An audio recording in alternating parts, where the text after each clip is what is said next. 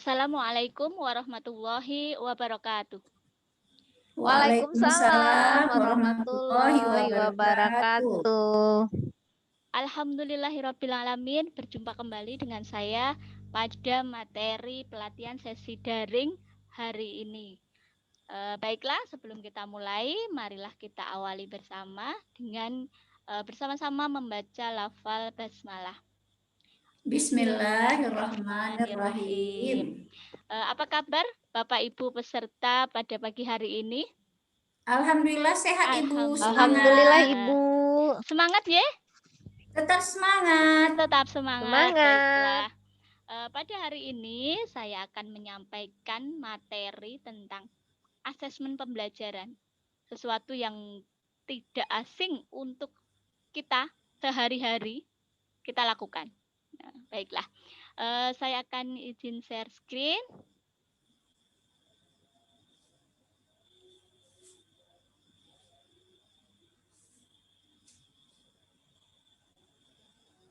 Sudah tampak? Belum, nampak, Bu. Ibu. Oh, belum? Belum. Bagaimana ya? Kok belum tampak? Sudah. Sudah. Ya. Baiklah. Pada hari ini kita akan mempelajari kembali tentang asesmen.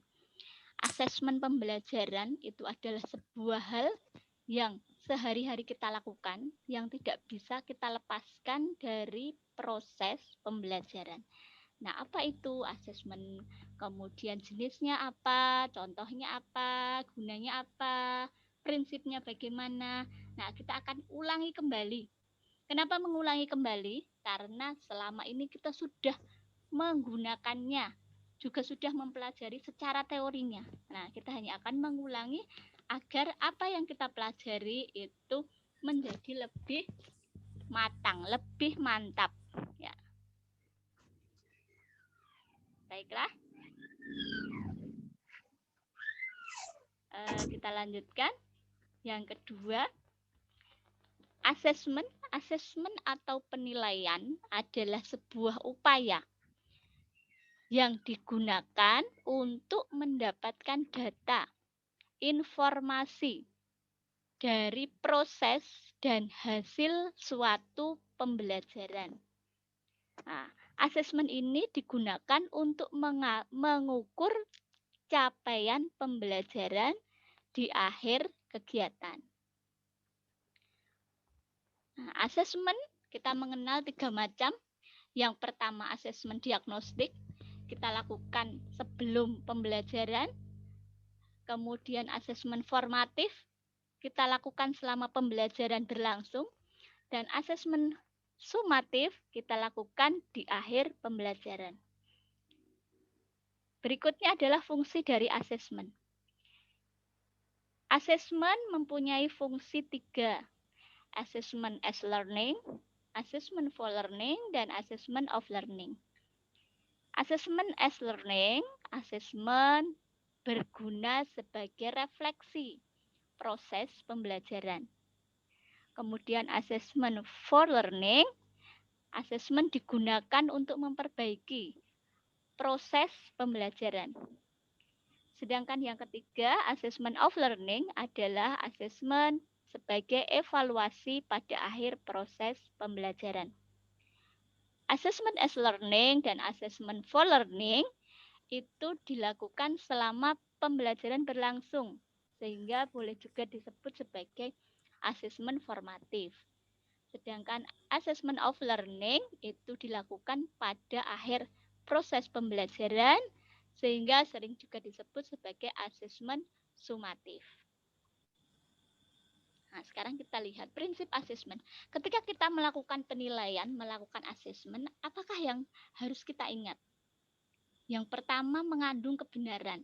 Jadi kita tidak boleh menghayal, tidak boleh menghalu, oh nilainya seperti ini, sekian.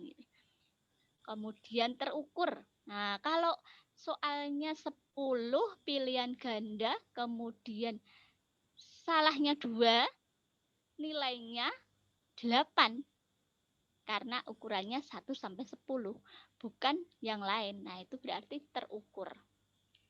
yang berikutnya dapat dipertanggungjawabkan. Nilai kita itu benar-benar dipertanggungjawabkan, bisa hasilnya dari sini dapatnya, prosesnya seperti ini, ditambahkan dengan ini sehingga menjadi nilai akhir di sini. Berikutnya ekonomis. Selanjutnya berpusat pada peserta didik. Yang akan kita nilai adalah proses dan hasil pembelajaran dari peserta didik, bukan pada hal yang lain.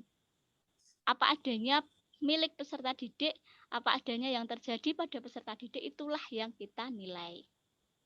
Lalu transparan, kita tidak menutup-nutupi, tidak mencari-cari yang lain, tetapi apa adanya. Nah, berkesinambungan antara asesmen yang satu dan yang lain. Asesmen tertulis, asesmen non tertulis itu nanti akan mempunyai hubungan kesinambungan, saling berkait. Nah, berikutnya adalah menyeluruh. Asesmen kita itu berlaku pada satu kelas, satu sekolah atau satu satuan pendidikan tanpa ada pembedaan. Dalam artian hanya berlaku untuk anak yang pintar, anak yang mempunyai predikat ini tidak, nah, itu tidak, tapi berlaku sama ya. Nah, sekarang kita akan lihat satu persatu dari 3 macam asesmen. Asesmen diagnostik itu kita lakukan sebelum proses pembelajaran berlangsung. Ini terdiri dari asesmen diagnostik non kognitif. Misalnya kita bisa mencari informasi tentang perasaan, tentang perilaku, tentang sikap dari peserta didik sebelum proses pembelajaran berlangsung. Nah, asesmen yang kedua, asesmen diagnostik yang kedua, itu sifatnya asesmen diagnostik kognitif. Untuk mencari tahu informasi, pengetahuan, kompetensi yang sudah dimiliki peserta didik sebelum pembelajaran. Nah, apa yang sudah dimiliki? Berikutnya adalah asesmen yang kedua, asesmen formatif. Asesmen formatif dilakukan selama pembelajaran berlangsung.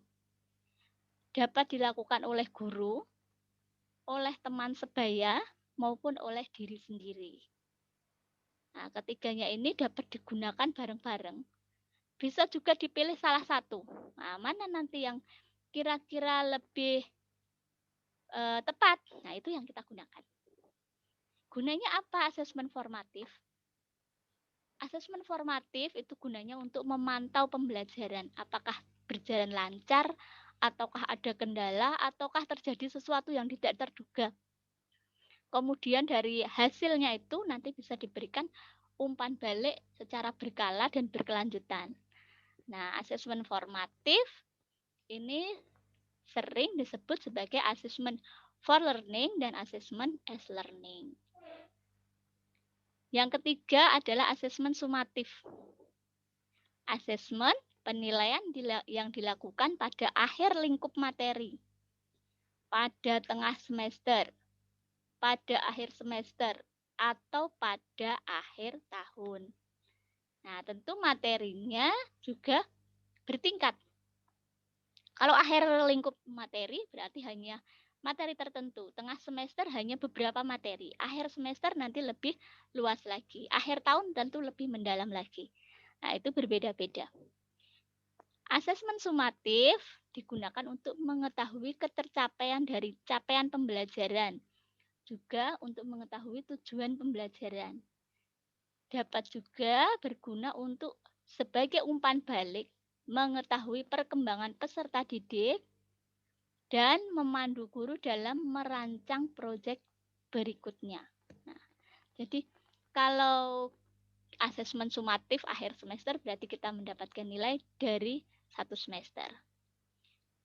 Nah, sekarang kita akan lihat asesmen formatif dan sumatif itu macamnya sangat banyak. Mana nanti capaian pembelajaran yang kita ambil, mana penilaian yang lebih tepat. Nah, apakah harus semuanya digunakan? Tidak, tetapi dipilih mana yang lebih tepat, mana yang lebih pas. Nah, dalam garis besarnya, Ada 2, asesmen secara tertulis dan tidak tertulis. Yang tertulis, contohnya, peserta didik membuat refleksi, menyusun jurnal, menulis esai,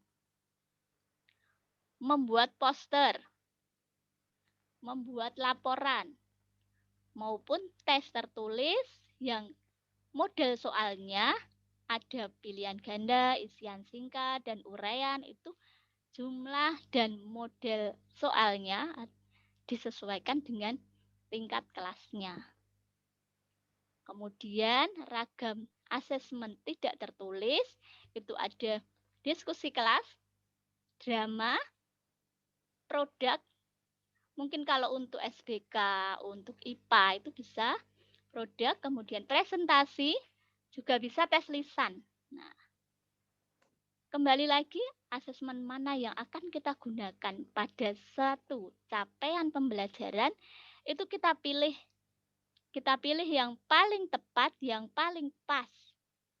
Kalau kita mau menilai tentang hafalan anak, mana yang dipakai? Kalau kita mau menilai kognitif, mana yang dipakai? Nah, itu bisa kita pilih. Bisa untuk penilaian formatif maupun bisa untuk penilaian sumatif. Nah, sekarang bagaimana keadaan yang ada saat ini dan yang menjadi harapan kita dalam kurikulum sekolah penggerak yang baru dengan paradigma yang baru, itu kita akan lihat pada gambar yang di sebelah kiri. Di saat ini, kondisi saat ini, ternyata assessment of learning itu assessment sumatif ya, itu masih lebih mendominasi. Jadi penilaian hasil itu masih lebih didominasi dipakai daripada penilaian proses. Penilaian prosesnya ini ada assessment for learning dan assessment of learning.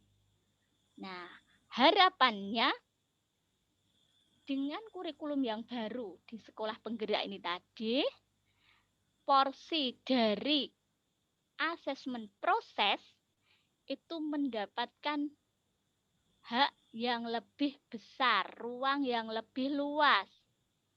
Proses pembelajarannya dinilai lebih banyak daripada menilai hasil pembelajaran. Jadi assessment for learning dan assessment of learning, ya assessment for learning dan assessment as learning itu lebih besar porsinya dibanding assessment of learning. Nah, di sini tampak pada piramida yang ada di sebelah kiri.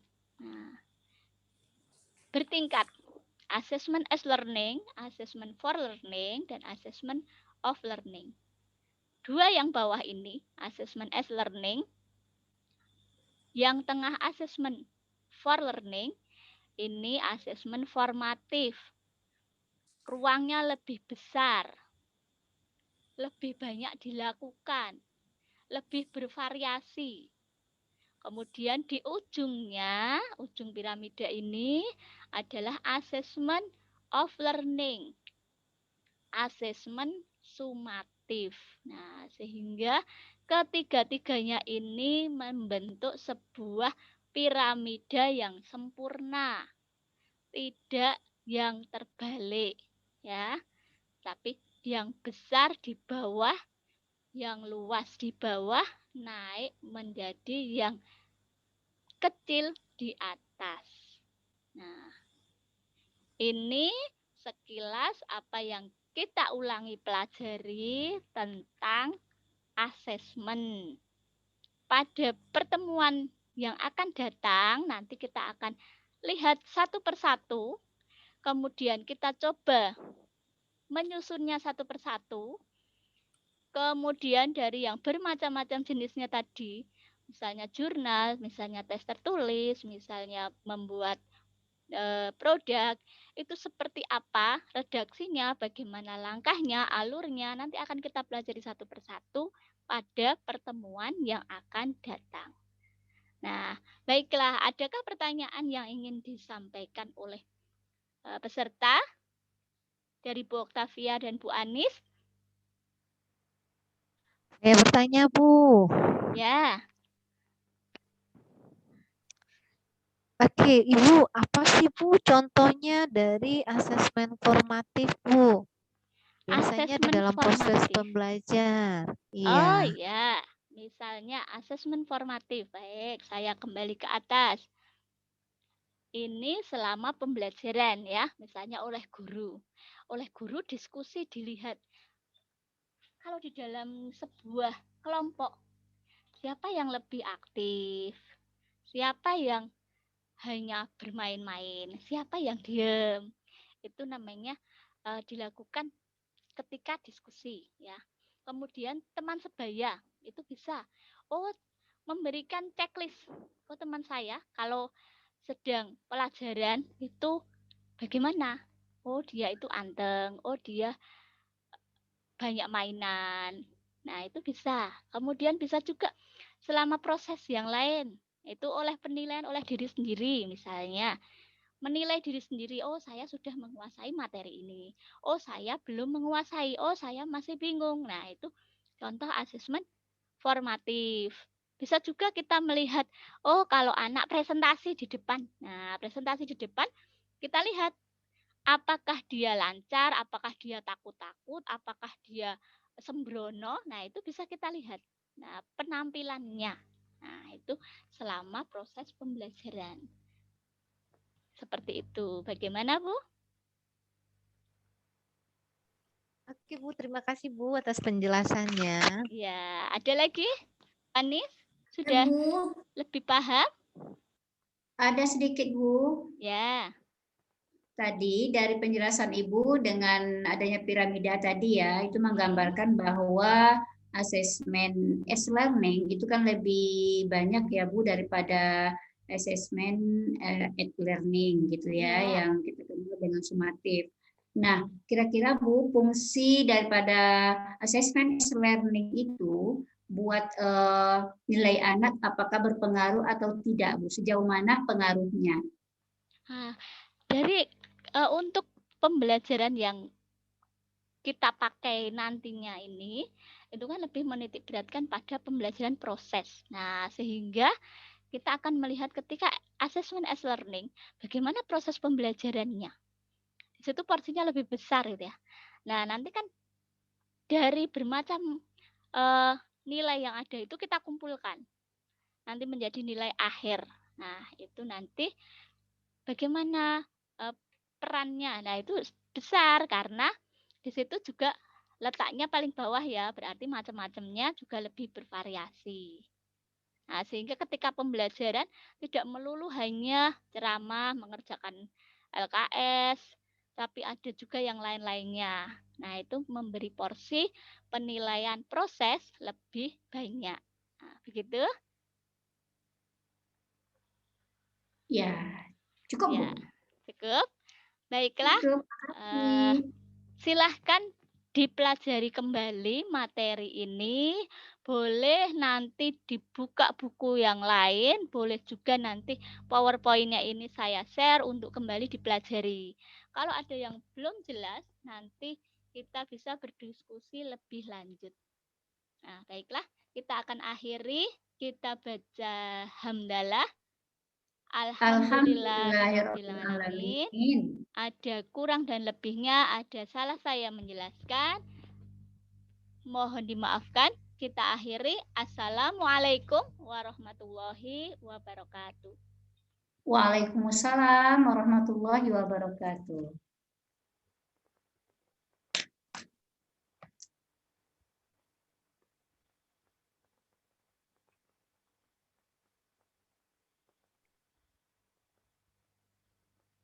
Gimana Bu Okta? Bisa lanjut? Bisa lanjut? Record, Bentar. Ini terus stop recording. stop record ya. Bentar. Stop record.